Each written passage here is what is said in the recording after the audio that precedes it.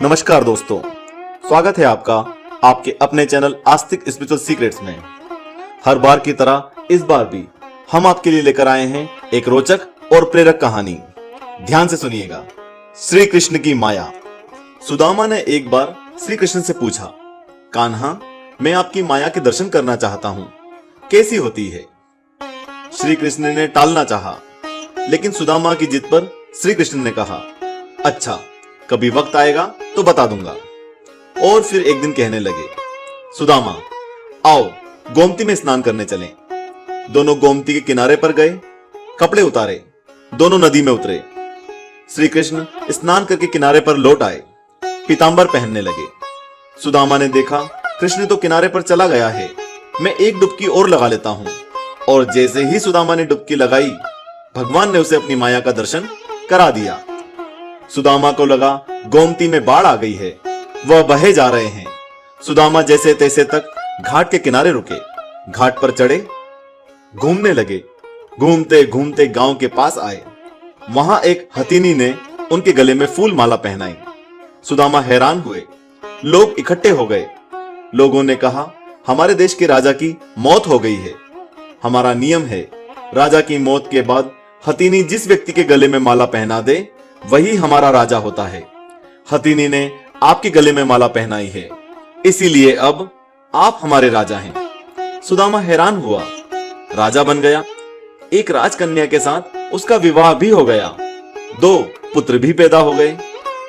एक दिन सुदामा की पत्नी बीमार पड़ गई, आखिर मर गई। सुदामा दुख से रोने लगा। उसकी पत्नी जो मर गई थी, जिसे वह बहुत चाहता था, सुंदर थी, सुशील थी। लोग इकट्ठे हो गए। उन्होंने सुदामा को कहा, आप रोए नहीं, आप हमारे राजा हैं, लेकिन रानी जहां गई है वहीं आपको भी जाना है। यह मायापुरी का नियम है। आपकी पत्नी को चिता में अग्नि दी जाएगी, आपको भी अपनी पत्नी की चिता में प्रवेश करना होगा, आपको भी अपनी पत्नी के साथ जाना होगा। सुना तो सुदामा की सांस रुक गई, हाथ पांव फूल गए। अब मुझे भी मरना होगा? मेरी पत्नी की मौत हुई है, मेरी तो नहीं। भला मैं क्यों मरूं? यह कैसा नियम है? सुदामा अपनी पत्नी की मौत को भूल गया। उसका रोना भी बंद हो गया। अब वह स्वयं की चिंता में डूब गया। कहा भी, भाई, मैं तो मायापुरी का वासी नहीं हूं, मुझ पर आपकी नगरी का कानून लागू नहीं होता, मुझे क्यों जलना होगा? लोग नहीं माने। कहा, अपनी पत्नी के साथ आपको भी चिता में जलना होगा, मरना होगा, यह यहां का नियम है। आखिर सुदामा ने कहा, अच्छा भाई, चिता में जलने से पहले मुझे स्नान तो कर लेने दो। लोग माने नहीं। फिर उन्होंने हथियारबंद लोगों की ड्यूटी लगा दी। सुदामा को स्नान करने दो, देखना कहीं भाग ना जाए। रह रहकर सुदामा रो उठता। सुदामा इतना डर गया कि उसके हाथ पैर कांपने लगे। वह नदी में उतरा, डुबकी लगाई, और फिर जैसे ही बाहर निकला, उसने देखा माया नगरी कहीं भी नहीं। किनारे पर तो कृष्ण अभी अपना पीतांबर ही पहन रहे थे, और वह एक दुनिया घूम आया है, मौत के मुंह से बचकर निकला है। सुदामा नदी से बाहर आया। सुदामा रोए जा रहा था। श्री कृष्ण हैरान हुए, सब कुछ जानते थे, फिर भी अनजान बनते हुए पूछा, सुदामा, तुम रो क्यों रहे हो?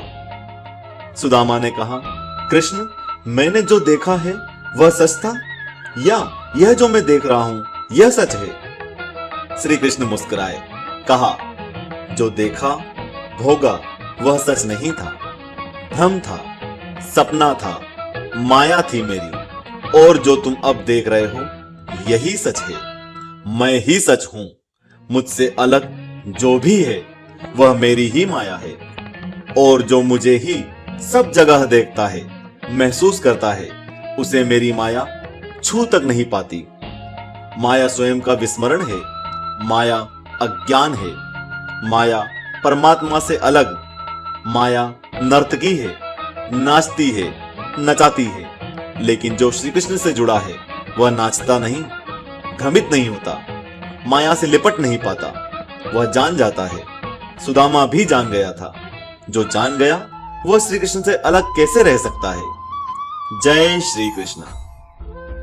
दोस्तों, आपको यह हमारी कथा कैसी लगी? हमें कमेंट बॉक्स में कमेंट करके जरूर बताएं। साथ में जय श्री कृष्ण लिखना ना भूलें।